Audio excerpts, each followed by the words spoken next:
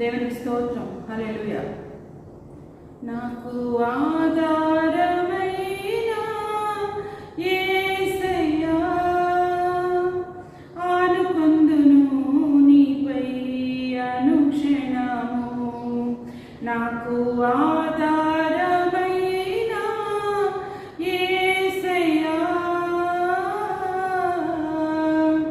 నా దుఃఖములో ఓదార్పు నీవై, విశ్వాసమునకు ఆధారమైన మితిలేని కనికరం నాపై చూపి, నా రక్షణకు ఆధారమైతివి. నాకు ఆధారమైన యేసయ్యా, ఆనుకొందును నీపై అనుక్షణము. నా దీన స్థితిపై జాలి చూపి, నిరీక్షణకు ఆధారమైన హద్దులేని నీ ప్రేమ నా హృదిని తాకగా, నే పరుగిడుదును నీ ఆజ్ఞలందున. నాకు ఆధారమైన యేసయ్యా, ఆనుకొందును నీపై అనుక్షణము. కీర్తనలు 17వ అధ్యాయము 1 నుండి.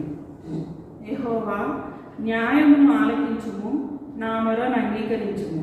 నా ప్రార్థనకు చెవియొగ్గుము, అది కపటమైన పెదవుల నుండి వచ్చినది కాదు. నీ సన్నిధి నుండి నాకు తీర్పు వచ్చును గాక. నీ కన్ను దృష్టి న్యాయముగా చూచును. రాత్రివేళ నీవు నన్ను దర్శించి నా హృదయమును పరిశీలించితివి, నన్ను పరిశోధించితివి. నీకు ఏ దురాలోచనయు కానరాలేదు.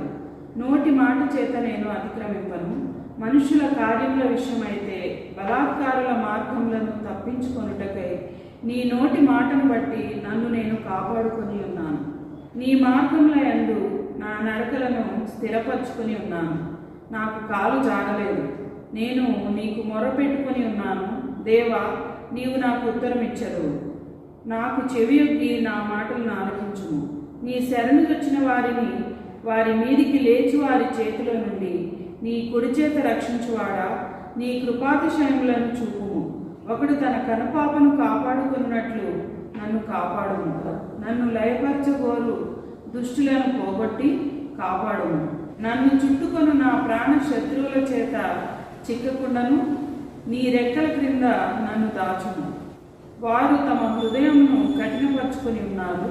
వారి నోరు గర్వంగా మాట్లాడును.